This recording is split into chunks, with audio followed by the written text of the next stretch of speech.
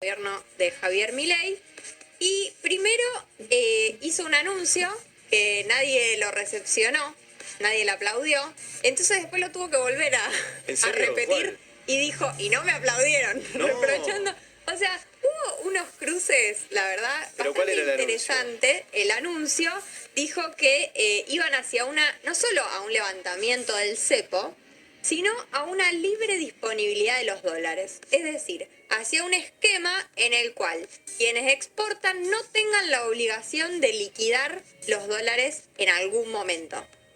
¿No? Es chifladora total. Pero, ¿cuándo? No lo dijo. Tampoco le puso fecha al levantamiento del cepo, pero dijo que ella quería ir hacia un esquema así y a la segunda vez que lo dijo, ahí le aplaudieron.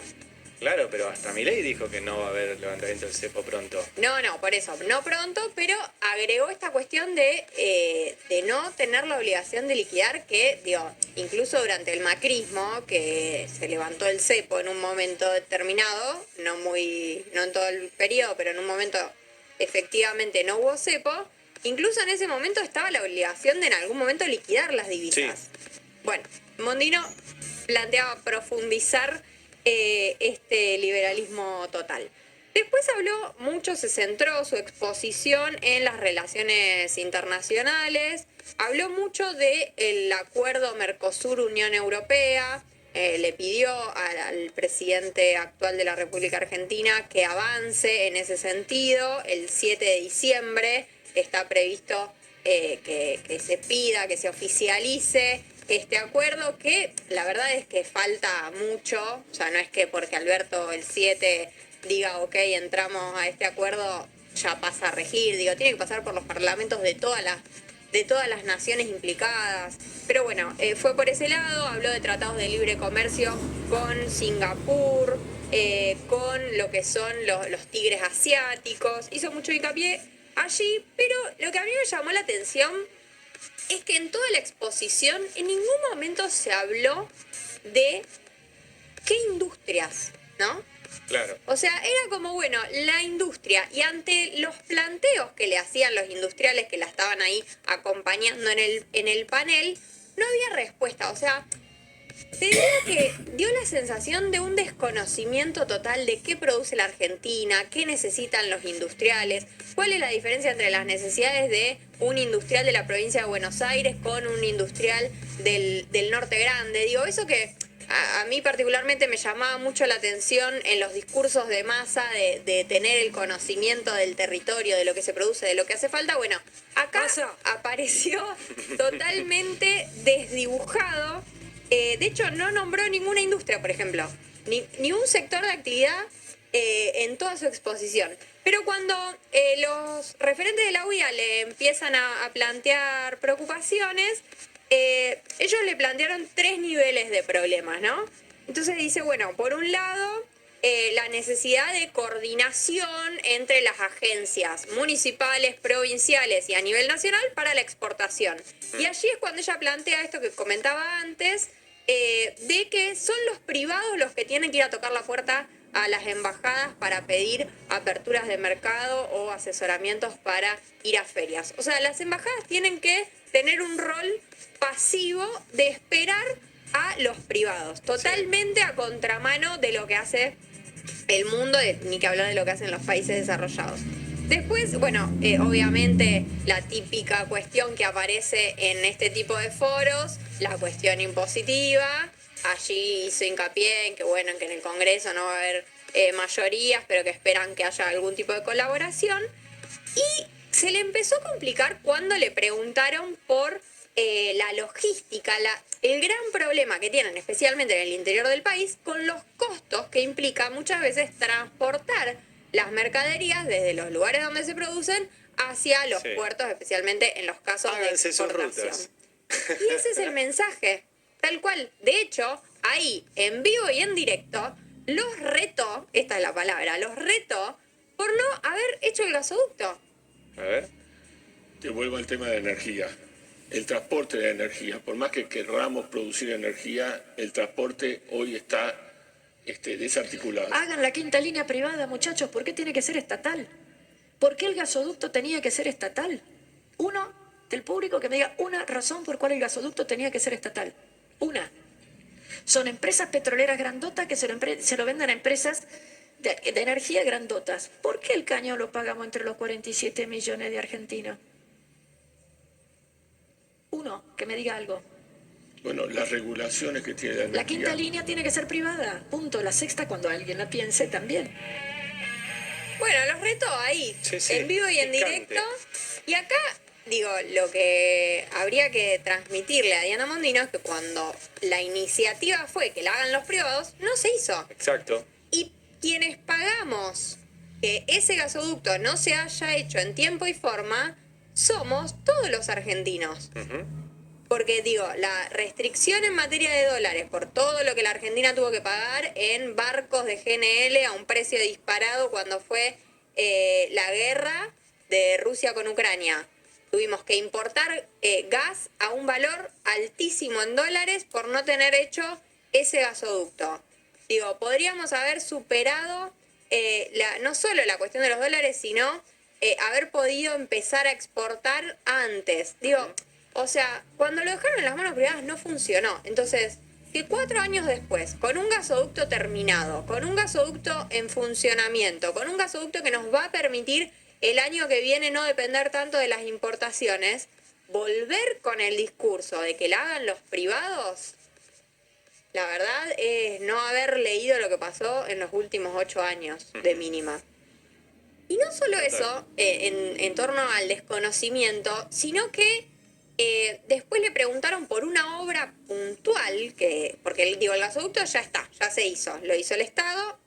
Pasemos a lo siguiente. El siguiente paso es iniciar lo que es la obra del reversal del norte, ¿no? Cambiar el sentido en el cual va el gas. Actualmente el gas viene del norte desde Bolivia hacia la Argentina, y la idea es poder cambiar el sentido, que vaya de sur a norte, desde Vaca Muerta hacia el norte argentino primero, pero después, si conseguimos la autorización de Bolivia, poder a través de ese mismo gasoducto exportar especialmente a Brasil, ¿no? Bueno, esa obra, que es el Reversal del Norte, se licitó, pero en este momento claramente no se va a adjudicar, porque vos estás teniendo un gobierno entrante que te dice que va a frenar toda la obra pública. No tiene ningún sentido más que comprarnos un problema judicial, adjudicar una obra y después que no se realice. Entonces le preguntaron a Diana Mondino por esta obra, que sobre todo al norte argentino le importa muchísimo. Y ahí empezó a tambalear, con una declaración que no quedó muy clara, valga la redundancia. Hoy las provincias del norte necesitan urgentemente la reversión del gasoducto. ¿Eso va a ser en manos privadas o va a haber una incentivo? Y hasta ahora viene con la licitación esta pública, ¿vio? Está. Sí. Para comprar gas de Bolivia, que no hay más. ¿Yo qué querés que te diga? Vamos a hacer una obra que va a durar 3 meses. No sé cuánto dura la obra en hacerse, pero a Bolivia se le acaba el gas en poquito. A los Bolivia se le acaba el gas, pero se le acaban nuestras provincias del norte también. Bueno, pero lo estás trayendo de ahí. Lo estás trayendo de ahí. Y la reversión, Sí. ojo, que es un tema muy delicado, porque la reversión es para que llegue a nuestras provincias del norte o para que llegue a San Pablo. Guarda con eso.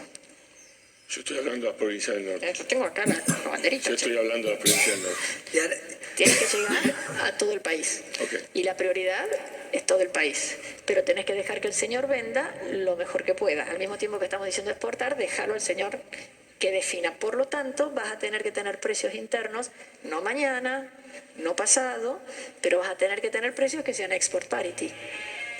Si no, al señor se lo va a llevar afuera. Bueno, Es a muy ver, complicado todo esto.